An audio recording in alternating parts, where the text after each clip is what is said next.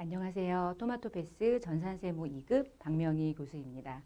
여러분과 함께 세무 2급 수업을 진행해 드리고요. 또 시험을 준비하기 위해서 어떤 것들을 준비하셔야 되는지 제가 열심히 여러분들에게 전달해주는 역할을 잘 하도록 할 테니까요. 여러분도 잘 따라오시고요. 세무 2급 이론편인데요. 이번 시간에는 회계라고 하는 과정을 좀 들어가기 직전에 세무 2급에 대한 전반적인 시험에 대한 OT와 그리고 또 교재상에 나와 있는 몇 페이지 분량을 같이 진행하겠습니다. 세무 2급 시험 OT를 요 순서로 간략하게 소개를 좀 드릴 거고요. 2020년도 자격시험 매년 이제 6번 회차로 시험을 실시하고 있고요. 여러분이 이제 시험을 준비하실 때 어느 시험을 준비하려면 그래도 한두 달 정도 걸리니까 언제부터 시험 준비해서 시험에 대한 접수도 좀 하시고 그 시험을 준비하는 시간을 전체적인 1년 시험 일정을 잘 보시면서 참고하시면 되겠습니다. 시험 일정은 이렇고요. 우리 세무사 홈페이지 들어가시면 홈페이지 안에 시험 일정이 이제 제공이 되니까 보시면 참고해 주시고요. 전산세무 2급이라고 하는 이 시험은 기본적으로 수준은 약간 이제 중고급 수준이라고 보시면 돼요.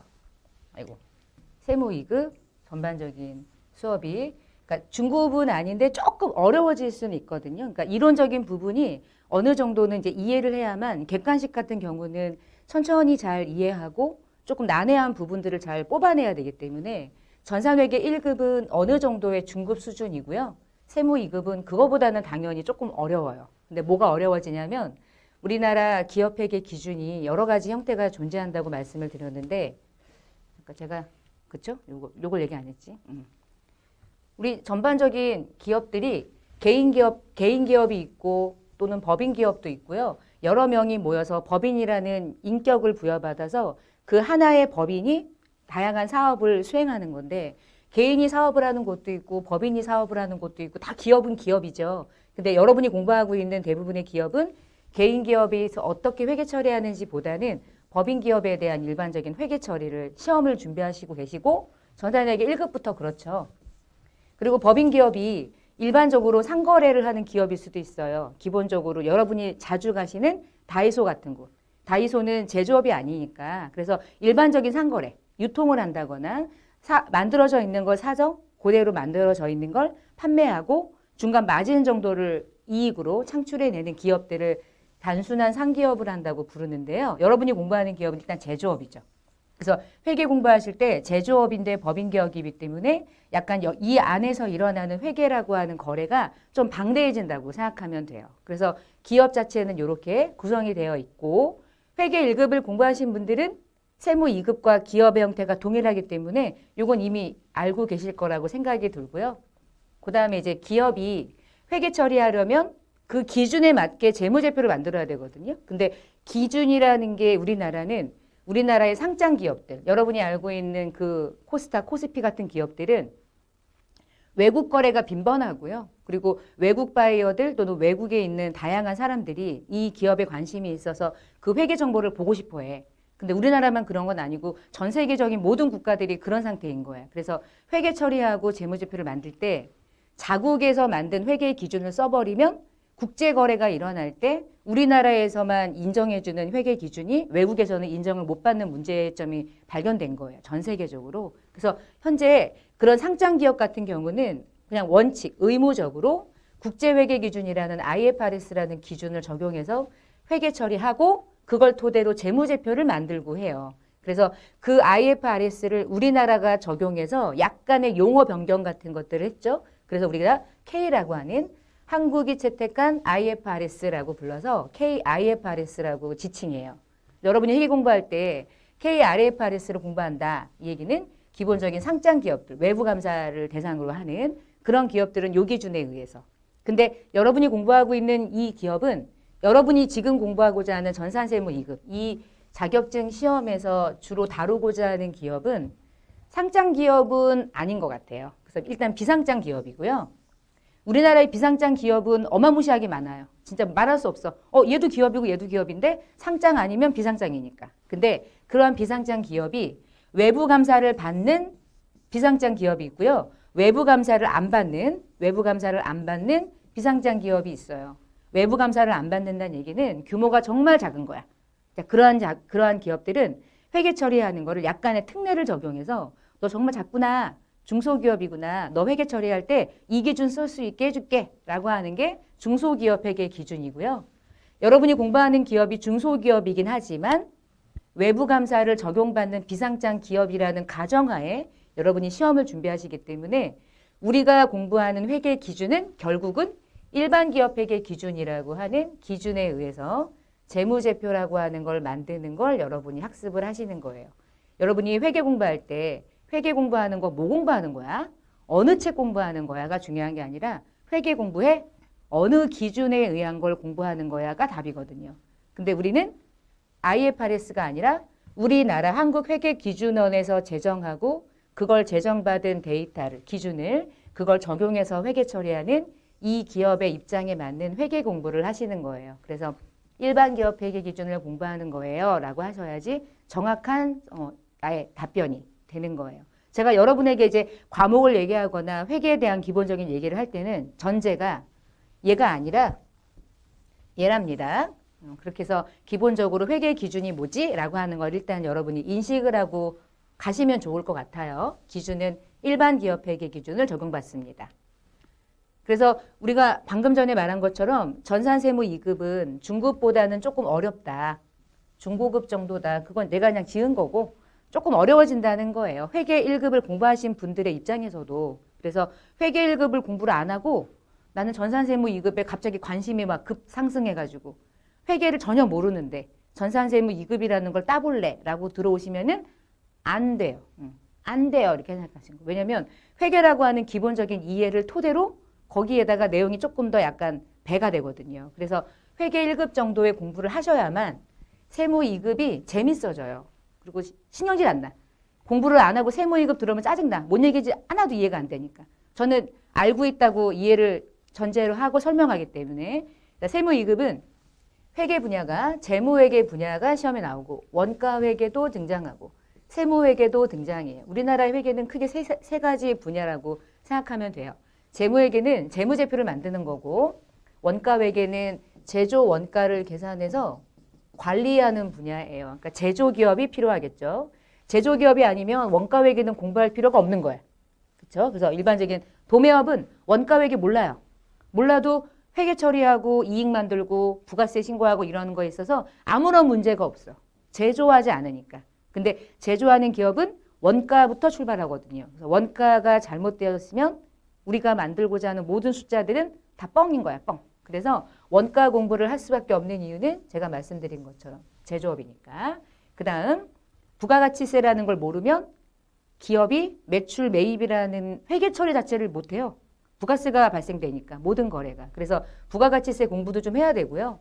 연말정산이라는 거 들어보셨죠? 근로자들이 13월에 황금 많이 받아서 기쁘다고 하는 근데 그런 것들은 어느 기업이든 우리 회사의 전 직원은 사장 하나 나 하나야. 그래도 연말정산은 해야 돼. 근로자니까. 근로자들의 연말정산은 기업이 해줘야 될 의무가 있거든요. 그러면 연말정산이라는 걸 모르고 실무에 갔을 때 연말정산을 내가 해야 되는데 나는 몰라. 그럼 누구한테 맡겨야 돼. 돈이 또 나가. 그럼 난 잘려. 뭐 이런 거야. 그래서 소득세 중에 연말정산이라는 거 정도는 공부해야지 실무에서 써먹겠지. 그래서 전산세무 2급은 재무회계라고 하는 이 전반적인 회계 분야 중에 완전 어렵진 않아도 중급 정도의 수준이 문제로 출제되고요. 원가회계는 딱 단순하게 원가 계산 정도예요. 그러니까 제가 바라보는 원가 계산은 쉬운데 처음 공부할 때는 어렵죠. 근데 원가는 회계 1급을 공부하신 분들은 알겠지만 재무보다 쉬워요. 개념만 가져가면 되거든요. 그래서 일단 원가 계산이 시험에 나온다는 거. 그 다음에 세금과 관련된 세무회계 파트는 되게 많아. 뭐 예를 들면 법인세도 있고 뭐 지방세도 있겠지. 되게 많은 세금들이 있는데 그중에 전산세무는 부가가치세 하고요. 소득세 중에서 특별하게 연말정산이라고 하는 걸 중점적으로 시험에 출제해요. 기본적인 내용은 알아야 되니까. 그래서 과목으로 말하면 재무, 원가, 부가세, 소득세 이렇게 구분을 합니다. 세무는 이렇게 과목들로 구성이 되어 있어요. 출제는. 그럼 시험이 어떻게 나오냐? 우리 모든 전산세무 회계 시험은 프로그램을 가지고 시험 보는 거니까 실기가 많이 차지하죠. 실기, 프로그램을 활용해서 입력하는 것들이 전체 점수 100점 중에 70%니까 70점. 그다음에 이론 시험이라고 하는 게 별게 없고요. 사지선다고요. 15문제가 출제되는데요. 15문제 점수 배점 30점. 그래서 100점 만점 중에 합격은 70점이고 전산 회계 1급은 60분 동안 시험을 봐요. 1시간 동안. 1시간이 후딱까지. 뭐 핸드폰 보면 후딱 가듯이 시험 딱 시작했는데 절반 풀었는데 막 40분 지나가고 막 이렇게 처음 볼 때. 그래서 1시간이 되게 빠듯한데 전산 세무 2급은 1시간 반 시험이에요. 90분. 시험 시간이 일단 넉넉해요. 1시간하고 1시간 반은 엄청난 차이예요. 체감이 달라요. 느껴지는 게. 대신 문제가 좀 많고 어려운 것들이 있어서 시간이 필요한 거야. 그래서 1시간 반 동안 시험을 보게 되고요.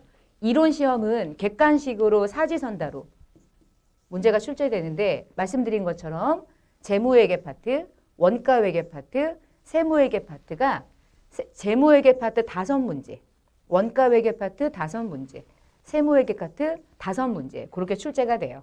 그리고 실기는 전표를 입력하거나 결산하는 거. 퍼센테이지는 와닿지 않으니까 제가 문제를 좀 보여드릴게요. 좀 이따.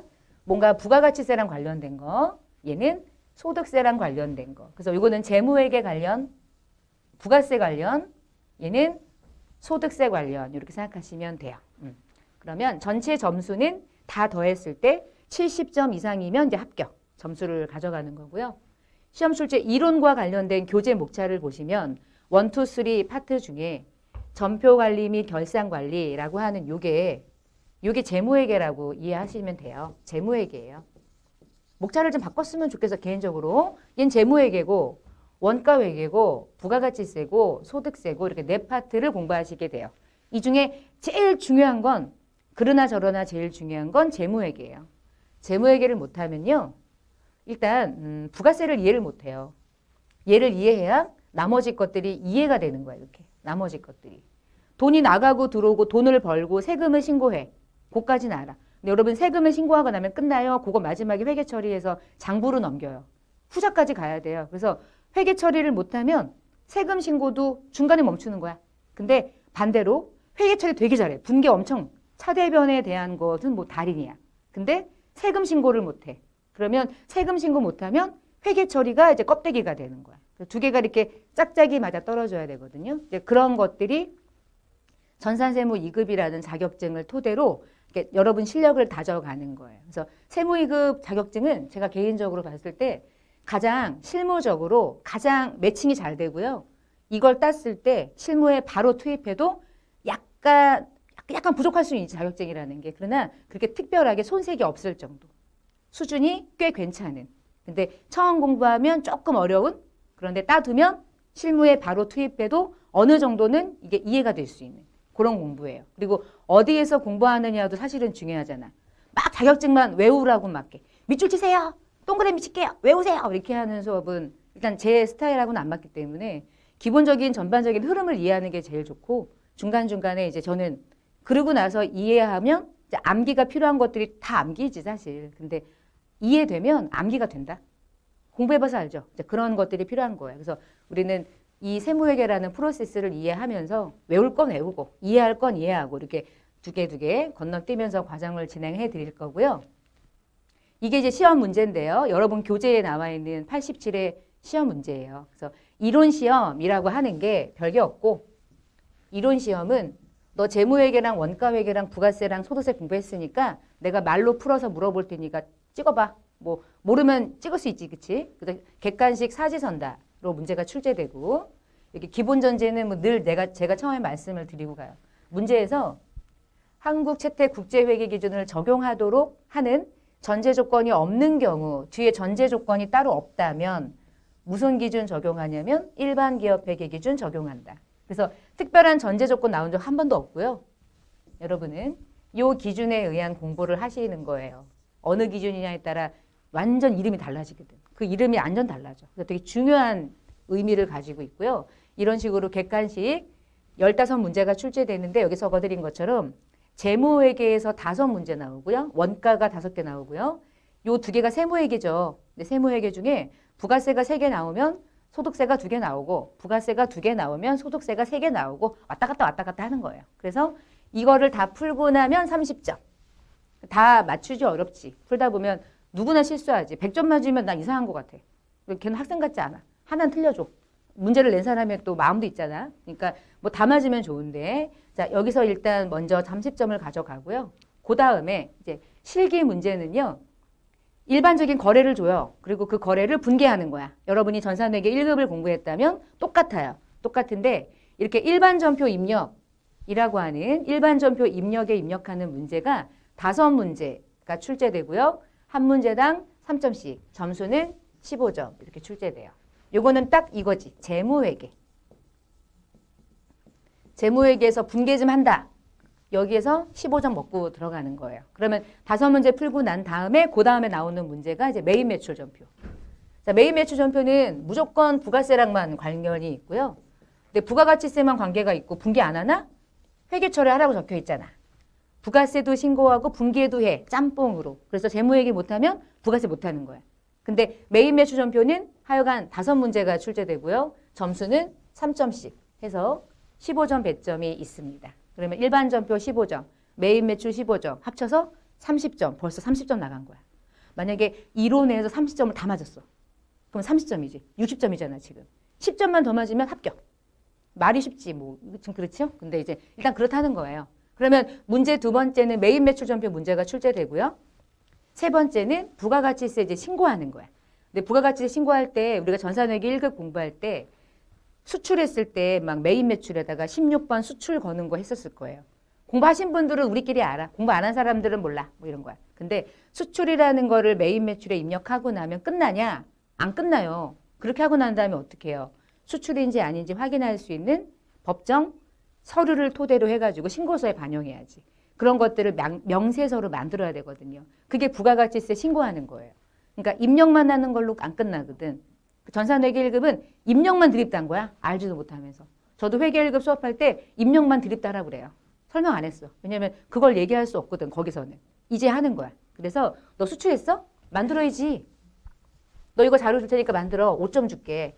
이런 식으로 뭔가 부가가치세랑 관련이 되는 신고서를 만드는 문제가 2문제 정도가 출제되고요. 점수는 10점 배점이에요. 10점. 이렇게 신고서 하나 만들면 5점 주고요. 또 하나 문제가 더 있고요. 걔도 또 5점 주고 뭐 그렇게 되는 거예요. 어떨 때는 12점 주고요. 하나 5점, 하나 7점 뭐 이렇게 줄 때도 있어요. 그래서 부가가치세 일단 2문제 정도가 10점. 여기 전까지 몇 점이죠? 70점. 이제 30점 남았죠. 그 나머지 30점 중에 문제 4번은 이제 결산하는 건데 재무회계죠. 그러니까 결산은 무조건 뭐 세무랑 아무 관계 없어. 아무 관계 없고 원가도 사실은 몰라도 돼. 재무회계야. 재무회계가 가장 중요해요. 근데 결산 문제가 많이 나와요. 5문제. 무조건. 점수 15점.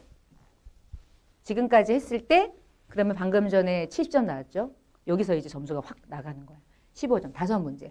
결산 문제가 많아지기도 하고 왠지 한 3줄 나오면 어려워지지. 그치? 2줄도 좀 약간 느낌 이상하고 짜고 막 이렇게. 근데 그렇게 많이 어렵진 않은데 결산 문제가 15점 정도. 5문제. 딱딱딱 정해져 있어요, 대부분. 그러니까 그대로 여러분이 패턴 따라서 공부를 준비하셔야 돼, 시험을.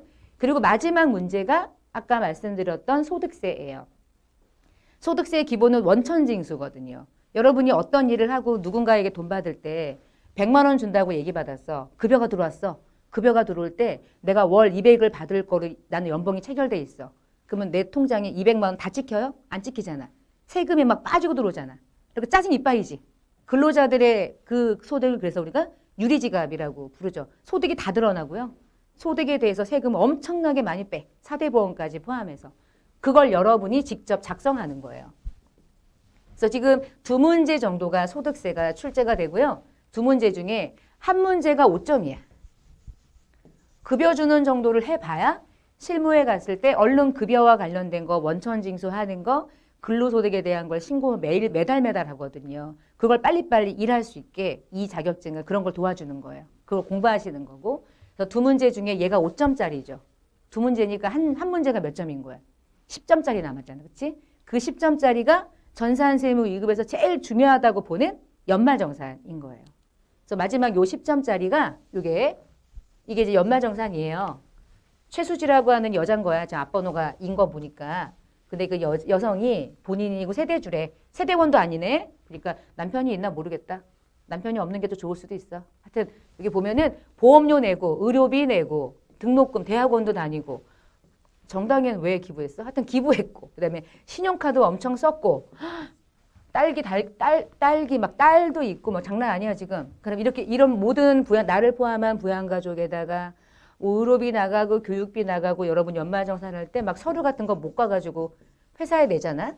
회사에다가 내면은 내 소득에서 그 서류에 비례하는 비용을 내 비용처럼 빼주죠. 그래서 여러분 진짜 내야 될 세금이 움직이잖아요. 이렇게. 그 작업을 여러분이 할 수 있는지를 물어보는 거예요. 시험이. 이게 10점짜리예요. 10점짜리. 제일 큰 거. 그러니까 이 중에 한 개 틀리면 그냥 마이너스 10이라고 생각하셔야 돼. 나중에 얘와 관련된 점수가 체크되는 건 나중에 제가 수업을 할 때 설명드릴 거고. 그래서 실기가 70점이 이렇게 배점이 구성이 되어 있어요. 그래서 여러분이 공부하는 과목마다 공부하시면서 이런 실기 프로그램을 수행하는 연습을 같이 학습을 하시게 됩니다. 세무 2급은. 아까 말씀드린 것처럼 이론과 실기가 구분이 되어 있는 거 보셨죠? 그래서 실제로 부가가치세와 관련해서 제대로 된 걸 만드시면 재무회계와 관련된 문제는 15점, 15점 해가지고 30점이에요. 일반점표 결산 문제.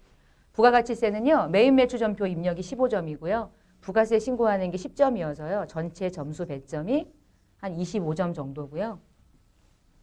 원천징수 연말정산에 해당하는 점수가 한 15점 정도 이렇게 구성이 돼 있어요. 그래서 어디 파트를 더 잘해야 되냐? 사실은 골고루예요. 그리고 소득세 같은 부분은 뭐 하나 놓치면 점수가 훅 날아가져 버리니까 시험이 과목이 어떻게 구성되어 있는지 잘 참고하시면서 보시면 되겠고요. 점수는 합격은 하여튼간 70점 이상이면 돼요. 70점. 그러니까 전산세무는 공부가 조금 부족한 상태에서 시험을 준비하시면 합격이 좀 안 될 수 있는 가능성이 높아요. 합격률이 좀 낮은 편이니까. 합격률을 좀 볼까요? 합격률은 86회까지. 제가 빨간색 박스에 있는 게 전산 세무 2급 합격률인데 85회는 정말 희한했던 거고 50%가 나온다는 건 이게 문제 같지 않은 문제였을 거라고 제가 일단 감히 정말 쉬웠을 거야. 신고서 만드는 게 어머나 누구나 하는 거 막 이런 거 나와가지고 쉬웠던 거야. 50%짜리의 문제를 풀고 점수가 나왔다고 기뻐하면 안 되고요. 적어도 뭐 요 정도 20% 뭐 요 정도 문제를 내가 푸는데 합격 점수가 나온다. 그러면 합격선에 이제 여러분이 어느 정도 이렇게 들어와 있다 이렇게 생각하시면 되겠어요. 전산세무 2급은 조금 합격률이 아무래도 조금 낮은 편인 이유는 상대적으로 공부할 건 되게 많은데 뭐가 나올지 모르잖아. 그러니까 결국은 다 해야 돼. 내용은 많은데. 그러게 약간 좀 부담이 될 수 있지. 시험을 보는 여러분에게. 자, 시험에 대한 간략한 설명을 좀 드렸는데 그러면 전산세무 2급을 공부하시는 여러분은 강의를 수강하실 때 당연히 실기라고 그러니까 실무와 관련된 수업을 먼저 들으시면 절대 안 돼요. 실기는요. 이론을 토대로 얘기할 거예요. 무조건. 그러니까 이론이 돼야 실기를 얘기하는 거야. 저는 이제 카메라를 보고 수업을 하지만 저는 카메라 안에 여러분이 있다고 보기 때문에 여러분이 이해하는 과정은 제가 공부한 순서대로. 그래서 꼭 이론이라고 하는 걸 다 이해했든 안 했든 일단 들으셔야 돼. 이론이. 그러니까 약간 지루해도 어쩔 수 없어요. 왔다 갔다 우리 과정에서 할 수가 없으니까 전반적으로 재무 파트를 쭉 들으시고 원가도 좀 듣고 그다음에 부가세 소득세 당연히 듣고 나서 그걸 토대로 실기로 들어와야 속도가 빨라져요. 이해도 되게 잘 되고. 그래서 꼭 요 순서를 지켜주시고요. 두 번째는 과정마다 챕터가 끝나고 나면 문제들이 많이 있어. 단원평가라고 해서 단원평가 해당하는 문제들을 과정이 끝날 때마다 제가 강의 안에 몇 문제 중요하거나 꼭 같이 풀어야 될 것들은 제가 몇 개 풀어드리는데 나머지는 다 못 풀어요. 시간상. 온라인 강의니까 주구장창 제가 막 열대 시간 속 앉아 이렇게 할 수는 없잖아. 그래서 중요한 문제들은 제가 풀어드리고 풀지 않은 문제들은 여러분이 혼자 스스로 답은 다 있기 때문에 보시면서 꼭 복습하셔야 돼. 문제풀이로 복습을 안 하면 수업을 들을 때는 제가 이렇게 거지 같은 강의를 하지 않기 때문에 분명히 이해를 할 거라고 저는 확신을 해요. 제가 이해를 시켜드리려고 수업을 하는 거니까. 그러니까 수업을 할 때는 이해가 돼. 아, 선생님이 뭐라고 하는지 약간 이해가 돼. 근데 강의를 끊고 나면 문제가 안 풀려. 그럼 이해를 못 하시는 거야. 듣고 나서 꼭 문제를 풀어서 내가 그걸 이해하고 있는지 점검을 해야 돼요. 꼭. 그래서 그렇게 해야만 시험이라는 걸 여러분이 준비하실 수가 있어요. 객관식도 풀어보고요. 분계 연습은 당연히 하셔야 되고요. 귀찮아도 꼭 손으로, 머리로 하지 마시고 그리고 실기 프로그램도 따라가시면 다 풀기도 하고 못 풀기도 할 거예요. 그러면 그런 것들을 짬내서 꼭 푸시라고 제가 마지막에 이렇게 잔소리처럼 얘기하니까 복습하시고 예습은 필요 없고 예습은 저도 안 해요. 예습 같은 건 저도 안 해. 들쳐도 안 봐. 복습만 잘하시면 돼. 듣고 바로 복습. 그다음에 전산회계 1급을 혹시 강의를 어떤 걸 들었든 제 걸 들었든 남의 걸 들었든 상관없는데 전산회계 1급이라는 전반적인 공부를 어느 정도는 하셔야 지금 우리가 공부하려고 하는 세무 2급을 이해할 수 있어요. 전 처음부터 차대변이 뭔지 설명하지 않거든요. 왜냐하면 그건 여러분이 알고 있다는 전제하에 세무로 들어온 거니까. 그래서 기본적으로 회계라고 하는 공부를 어느 정도 하신 분들이 세무 수업을 듣는 거예요. 그러니까 세무 2급은 처음부터 모든 것들을 다 안고 가려면 과정이 한 200강이 만들어져야 돼. 그렇게 할 수는 없으니까. 전산회계 1급을 땄든 안 땄든 그건 상관없어요. 수강을 하신 분들 또는 회계라고 하는 기본적인 개념이 있으신 분들이 들으셔야 이해가 빨라요. 난 처음이니까 들을래 해도 되는데 조금 힘드실까 봐 말씀을 드린 거고요. 그리고 저는 이제 암기를 당연히 필요로 해요. 시험이니까 암기해야 되거든요. 근데 제가 이제 수업 시간에 이 개정 과목이 왜 이런지 설명을 드리는 건 암기하려면 알아야지 뭐 이해를 해야지 암기하겠죠. 그래서 이해를 토대로 제가 암기가 필요한 것들을 제가 이제 말로 잘 설명드리면서 전반적인 이 많은 전산세무 2급 책이 엄청 두껍죠. 글씨는 조그만데 그러니까 얼마나 많은 내용이 들어가 있겠어요. 근데 그런 것들을 잘 이해할 수 있도록 제가 이제 이해를 토대로 하는 암기가 필요하기는 하지. 내가 막 암기하라고 여러분이 암기가 되는 건 아니지만 제가 이해를 시켜드릴 수는 있잖아요. 그러니까 이렇게 해서 전산세무 2급을 합격을 위한 학습 방법. 제 나름의 생각인데요. 잘 준비하셔서 시험을 준비하시면 될 것 같아요. 그럼 이제 파트 1, 2, 3 중에 이번 강의부터 시작하는 과목은 이제 재무회계 파트예요. 순서가 재무회계 모르면 아무것도 알 수 없다고 그랬잖아요. 얘를 먼저 마무리하고 조금 지루하더라도 뭐 지루하다고 그래가지고 되게 지루하진 않고요. 약간 지루해요. 약간. 그래서 재무회계 먼저 공부하시고 그 다음 순서제국으로 이제 공부를 하시면 되겠어요. 자, 이제 재무회계 파트를 한번 가볼게요. 전표관리, 결산관리, 재무회계 파트고요. 재무회계는 챕터가 좀 많아요. 11개까지 구성이 되어 있는데 이번 시간에는 재무회계 뭐 기초, 기본적인 개념 이미 알고 계시는데 책에 나와 있는 것들 일단 그래도 훑어는 보고 가야 되니까 재무회계라는 기본적인 내용들을 조금 보겠습니다. 챕터 1에 재무회계 기초, 또 재무제표, 그리고 재무회계라고 하는 게 기본적인 개념을 토대로 이 재무회계라는 걸 여러분이 학습하시기 때문에 순차적으로 이제 과목별로 진행을 해드릴 거고요. 지금부터는 21페이지 참고하시면서 이제 학습을 하시면 되겠습니다. OT에 이은 회계라고 하는 전반적인 이해를 다루고 있다 이렇게 보시면 돼요. 우리가 회계가 뭡니까 이렇게 물어보면 회계가 뭐야 이런 거지 뭐. 회계가 왜 필요하냐를 먼저 얘기해 볼까? 회계가 왜 필요하니? 나는 필요 없지. 개인이 뭐가 필요해요. 개인이 뭐가 회계가 필요해. 근데 내가 신용카드 긁으면 아이고 썼구나 이렇게 하면 되지. 엄마가 가계부 안 쓰잖아요. 우리 엄마도 안 쓰는데. 안 써요 잘. 가계부 귀찮아. 그리고 요즘엔 가계부를 쓸 수가 없어. 다 카드 결제잖아. 옛날에 엄마들은 현금으로 이제 장부를 만드시고 현금으로 콩나물 사고 두부 사고 그러니까 10,000원 가지고 나갔는데 8,000원 썼어. 그럼 2,000원 남아있잖아. 그걸 장부 기록할 수 있지. 근데 요즘 같을 때는 카드로 결제하니까 오늘 돈 나가는 게 아무것도 없어. 다음 달에 폭탄이야. 막 이런 식이야. 기업도 아닌데 미지급금 걸고 이 짓 하겠어요? 못해요 잘. 근데 기본적으로 이 회계라고 하는 공부를 하는 주체가 누구니? 얘지 얘 기업. 기업이 필요로 하는 거예요. 그래서 기업이 존재하는 이유가 뭐예요? 돈을 버는 거예요? 그치 돈을 안 버는 기업도 있잖아. 비영리 기업. 근데 우리가 공부하는 기업은 비영리를 다루지 않지. 비영리 기업은 이윤을 추구하는 기업이 아니니까. 근데 우리는 기본적인 전제가 이윤 추구. 그러니까 우리는 영리 기업인 거야. 그럼 영리 기업이 존재하는 이유는 딱 제목이 있죠. 영리를 목적으로. 그럼 영리를 목적으로 기업이 존재하고 있다는 얘기는 이익을 내야 되는 거잖아. 근데 그 이익을 내 가지고 뭐 하려고요?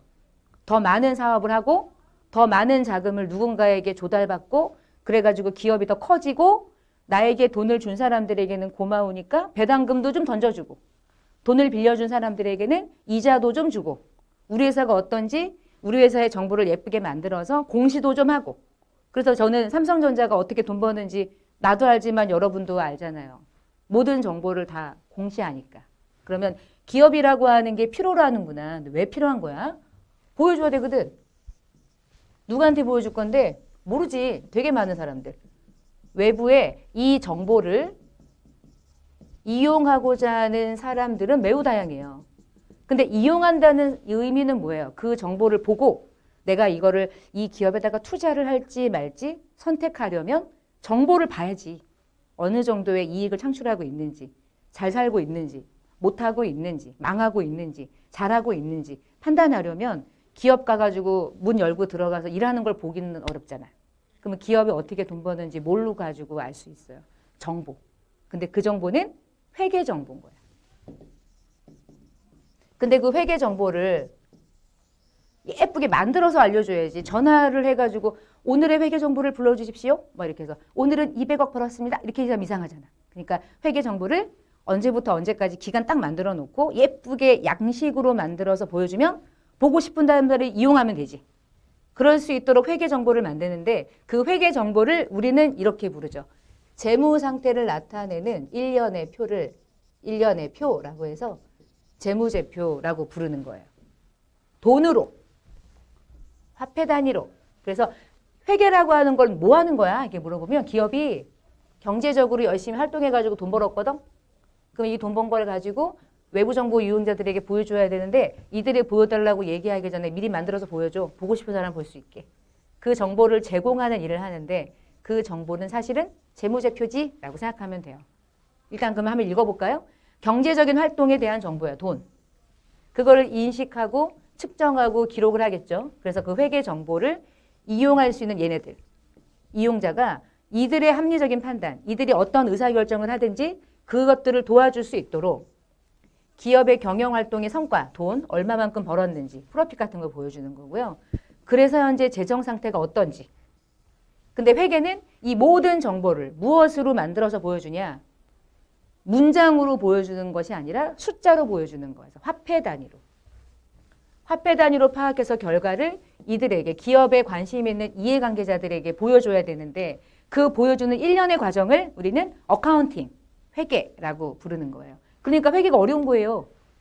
누가 볼지 모르지만 그 정보를 정확하게 만들어야 되니까 숫자잖아, 숫자.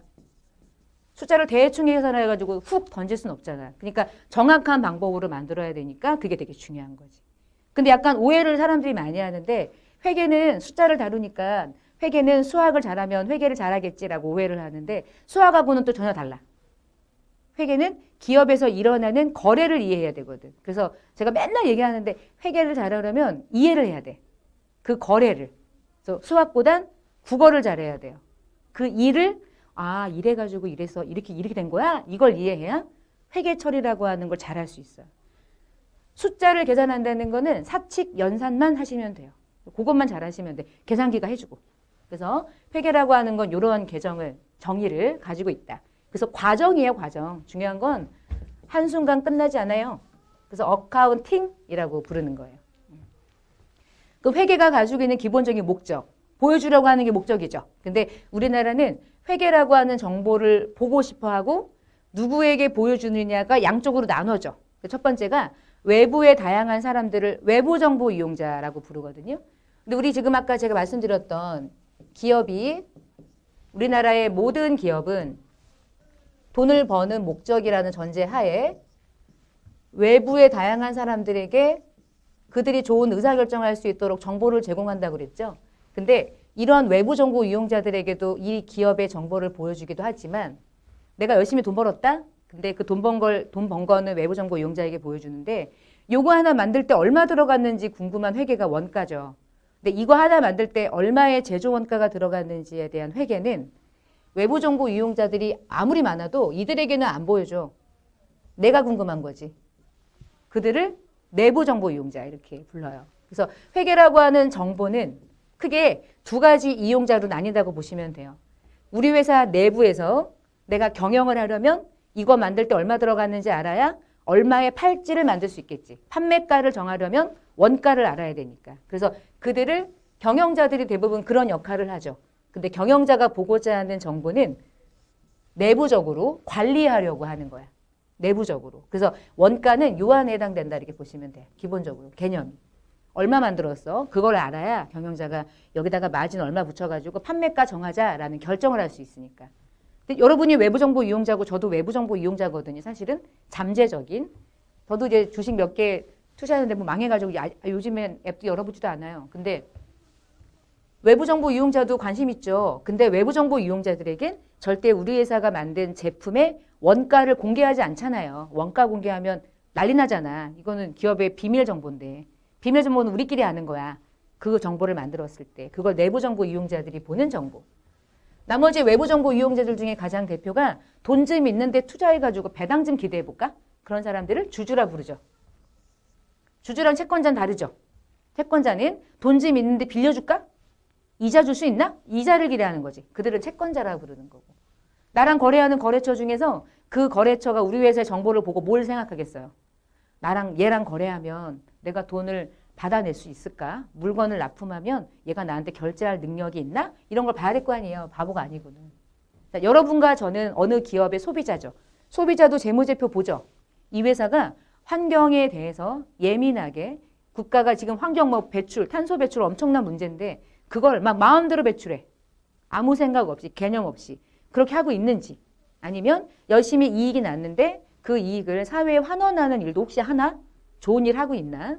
자, 이익이 어느 정도의 배당이 되는지 나도 잠재적으로 궁금해하니까.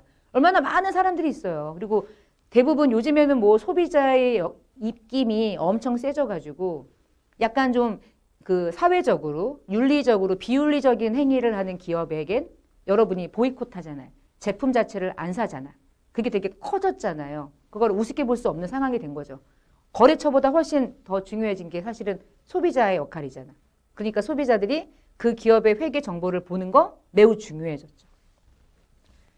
금융기관도 궁금하겠지. 그 회사가 돈 좀 빌려달래. 아무나 안 빌려줘요. 꼭 물어봐. 재무제표 가져오세요. 그런단 말이에요. 재무제표를 봐야 돈을 빌려줬을 때 그 돈을 상환할 수 있는 어느 정도의 능력이 있는지 봐야지. 완전 거진데 빌려줄 수는 없잖아. 조금 거저야 빌려주지. 조금. 그러니까 금융기관도 그거 보죠. 자, 국가도 보죠. 국가는 왜 보겠어요? 세금 제대로 내는지 봐야지.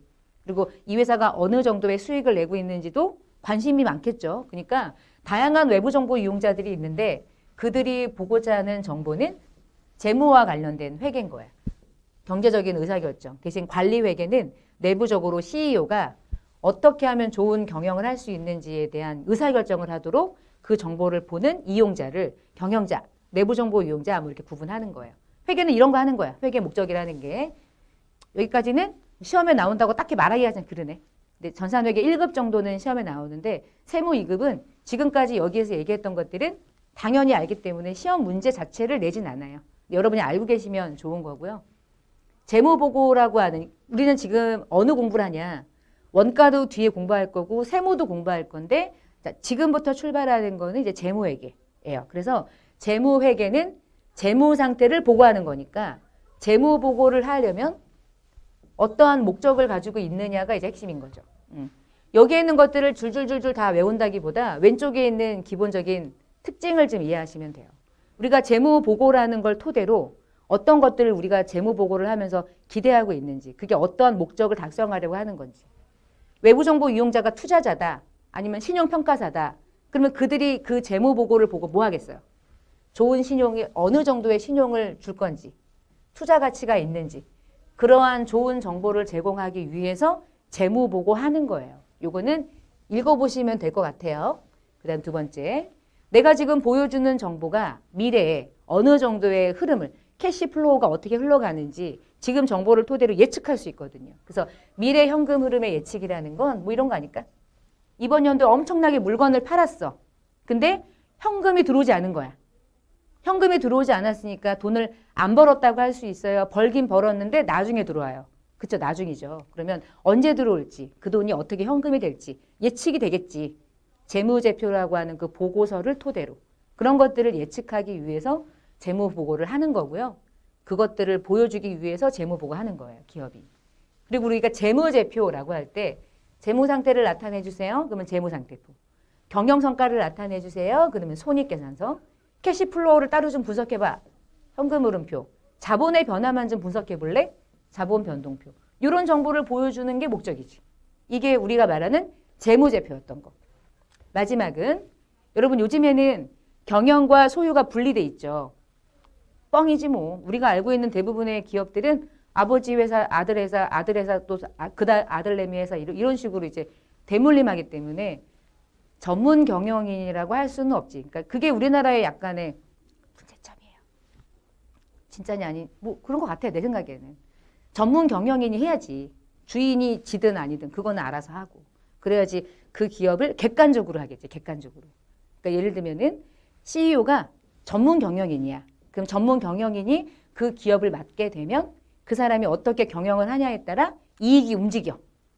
그러니까 이익이 많이 나면 그 전문 경영인은 엄청난 인센티브를 받아요. 능력이 인정돼. 근데 그 기업의 일단 이익이 프로핏이 떨어져. 이익이 떨어진다는 얘기는 경영을 잘못한 거잖아. 그러면 그 사람의 인센티브는 떨어지거나 순간순간 보다가 마음에 안 들면 주총 열어가지고 대표이사 자르거나 뭐 이렇게 하지 않을까요? 그러니까 재무보고라고 하는 것의 목적 중에 마지막이 뭐냐면 전문 경영인이 그 회사를 잘 경영했는지 수지타산을 보겠죠. 그래서 수탁적인 평가에 유용한 정보를 제공하게 돼요. 사실은 약간 윤리식 떨어지는 사람들 있잖아요. 경영자가 이익이 안 났는데 분식회계 하는 거야. 그러니까 여러분 분식회계라는 게 실제 이익이 아닌데도 이익을 과다 계산하는 거잖아요. 기업을 부풀리는 거야. 근데 기업을 부풀리는 이유 중에 하나 중에 그 많은 이유가 있겠지만 그 많은 이유 중에 하나가 뭐냐면 지가 이익 낸 거 보여주려고. 지가 이익이 난 게 보여줘야 자기 능력이 평가되잖아. 인센티브도 많이 받아가고. 그러니까 여러분이 알고 계시는 대부분의 엄청난 기업들 중에는 연봉이 1원인 회사의 사장이 있잖아요. 연봉은 1억이야. 근데 인센티브가 몇백억이야. 그런 거예요. 다. 그래서 그들의 수탁 책임 평가에 대한 유용한 정보. 이해가 되죠? 요거는 그냥 이해하고 가시면 돼. 문제 풀 때 이게 나왔다. 이거 아닌 거 골라내는 건 사실 요건 일이 아니니까. 요거는 재무 보고라는 걸 하는 목적에 대한 설명을 같이 좀 봤습니다. 그래서 우리 재무제표가 어떤 게 있는지 이미 앞부분이라고 얘기하는 거는 회계예요. 재무제표가 뭔지 이미 알고 계시기 때문에 우리는 지금 재무제표를 잠깐 살펴보고 마무리를 해볼게요. 22페이지를 보시면 되겠습니다. 자, 우리가 재무제표라고 하는 걸 Financial Statement라고 해서 재무제표를 약어로 적게 되면 이렇게 적어요. 자, 재무제표라고 하는 건 5가지의 양식을 5가지의 표를 한 번에 부르는 거고요. 그 5가지의 표 중에 첫 번째가 이제 재무상태표예요. 재무상태표는 말 그대로 재무상태를 나타내는 거지 뭐. 근데 일정 시점이야. 이걸 이제 우리 실제 기업의 재무제표를 보면서 같이 봐요. 두 번째, 손익계산서는 손실이고 이익이고를 일단 계산해주는 양식인데 경영성과를 나타내는 거죠. 일정 기간이에요. 우리나라 이제 한글이 일정은 같은데 시점, 기간이라는 그 용어가 가지고 있는 함축적인 의미가 엄청 다르지.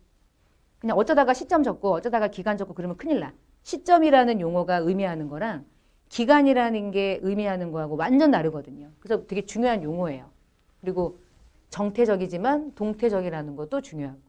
근데 뭐 정태적이고 동태적인 거는 뭐 그냥 이름 만든 거고 동태 같으니까 그렇지? 하여튼 이게 중요한 시점, 기간. 그다음 자본 자체가 되게 중요하죠. 근데 그 자본의 크기 또는 자본이 처음에 얼마였는데 마지막에 얼마 된 거야? 왜 이렇게 차이나? 설명 좀 해봐. 그 우리가 자본 변동표. 얘도 기간. 자본만 보는 거예요. 근데 이 세 가지만 가지고도 이해할 수 없는 것들이 있어. 물건은 되게 많이 팔았는데 현금이 안 들어와. 그러면 현금 조달을 어디서 하는지 알아야 될 거 아니야. 보니까 은행에서 빚만 잔뜩 내. 은행에서 빚만 잔뜩 내가지고 현금을 보유해. 물건 팔고 현금 들어오는 게 없어. 그러면 투자 가치가 사실은 없지. 물건 팔아서 현금을 벌어들이는 걸 토대로 어디다가 투자도 하고 이런 짓을 해야 되는데 돈이 들어오는 통로가 완전 이상한 거예요. 그러면은 투자 가치가 없잖아요. 그게 궁금하잖아. 그래서 현금 흐름표를 만드는 거예요. 기간. 현금 들어와서 현금 나갔어? 근데 우리가 알고 있는 그 현금의 범위가 좀 크고 현금의 유입과 유출을 분석하는 게 제일 어려워요. 이 중에 제일 어려운 게 사실은 얘예요. 그리고 현금주의고요. 이것도 이제 같이 보고요. 마지막 재무제표 중에 마지막 여기에 나와 있는 이 표를 가지고도 설명할 수 없는 온갖 것들. 엄청난 한계가 있거든요. 다 화폐로 보여주는 거니까 돈. 설명해야 될 것들이 무수히 많아요. 그래서 부연적으로 정보를 제공하고 우리 회계 1급 공부하실 때 이익잉여금 처분계산서라는 걸 만들어 본 적이 있어요. 근데 이익잉여금 처분계산서는 재무제표는 아니고요. 아니잖아요. 재무제표는 아닌데 재무제표를 만들 때 이익잉여금 처분계산서를 만드는 게 되게 중요해. 그걸 알아야 되고. 근데 그걸 만들었는데 어디다가 보여주냐? 주석에다가 넣는 거예요. 주석에다가. 그래서 이익잉여금 처분계산서는 재무제표는 아니지만 주석에 어느쯤에 얘가 있긴 하겠구나. 대부분 있어요. 없는 기업도 있더라고.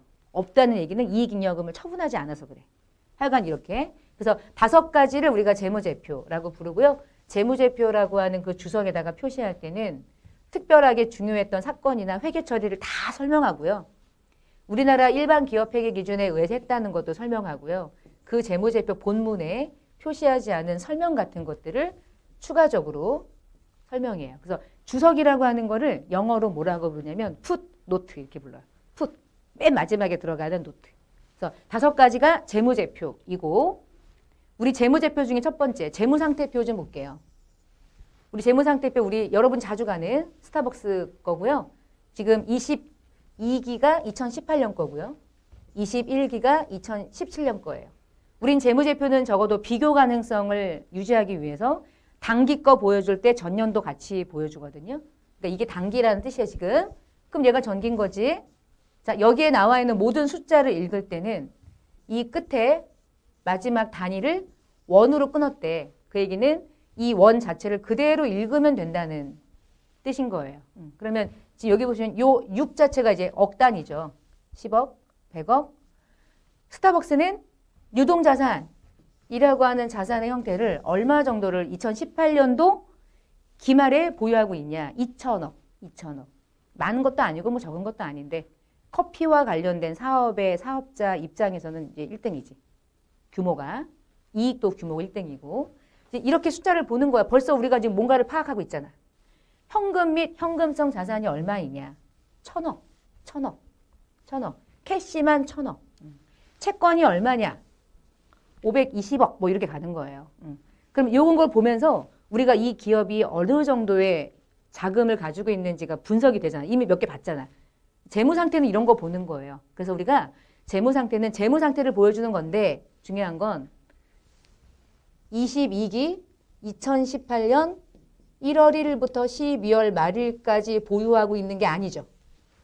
여기에 나와 있는 숫자는 어떻게 숫자를 이해하셔야 돼요. 그쵸?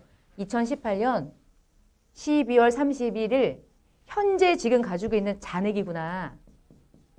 잔액이잖아요, 잔액. 얼마가 들어왔었는지 몰라요. 얼마가 나갔었는지도 몰라요. 그래서 얼마 있느냐를 보는 거예요. 그래서 매우 정태적이라고 부르는 거고요. 이 숫자를 읽어보세요. 2018년 12월 말일 현재 시점이잖아. 그래서 재무상태표는 일정 시점이라고 이해하는 거예요. 재무제표 중에 첫 번째가. 재무상태표는 그렇게 숫자를 보는 거지. 언제부터 언제까지 번 거야가 아닌 거야. 그러니까. 그리고 22기니까 몇 년째 이 짓 하고 있는 거예요. 22년째. 2019년도 23기. 2020년도죠 지금. 그러면 24기 이렇게. 1년 1년 기수 가는 거예요. 그럼 손익계산서 좀 볼까요? 자, 손익계산서 중에 앞에 포괄자가 붙어 있는 거는 기타 포괄이 있을 때 그것도 포함해서 해야 돼서 있는 거고 여러분은 포괄 손익계산서를 만들지 않기 때문에 그냥 손익계산서라고 이해하시면 돼. 그냥. 자, 손익계산서는 여기 나와 있는 숫자들을 봐요. 매출만 볼게요. 매출. 매출이 22기하고 21기 비교해봐요. 이게가 3천억대잖아. 1조 2천억인 거야. 1조 5천억. 그러면 21기랑 22기 비교해봐요. 매출이 얼마만큼 증가하고 있어요. 3천억이 증가했지.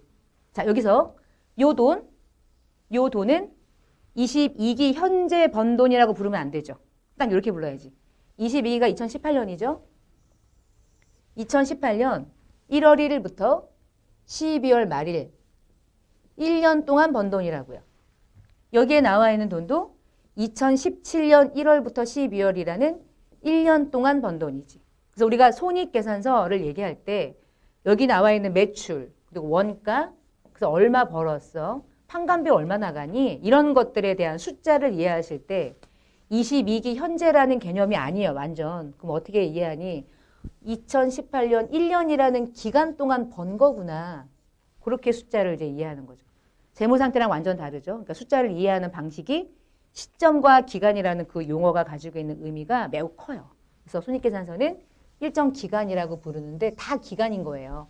누구만 빼고 기간이냐면 재무상태표만 빼고 다 기간인 거야. 그래서 이게 손익계산서죠. 돈 많이 벌지. 우리가 커피 한 잔 마시고 나오는 그 순간 현금이 들어오잖아요. 걔네들은. 카드가 다음 달 현금 결제가 되잖아. 그러니까 뭐 현금 박치기 장사로 제일 좋은 게 이제 물장사라고 하잖아요. 돈 벌기 제일 편하지. 근데 이제 분위기를 만들고 이러는 것 자체가 엄청난 이제 투자가 되는 거지만 하여간 나도 여기다가 기여 좀 했어. 나도 많이 기여했어. 요 매출 중에서 내가 기여한 거 그래도 한 몇십만 원 돼요, 지금. 그리고 나도 스타벅스라는 기업의 재무제표를 마음껏 분석할 나도 일반적인 외부 정보 이용자인 거예요. 저도 투자하니까. 투자라기보다 이제 먹었지만.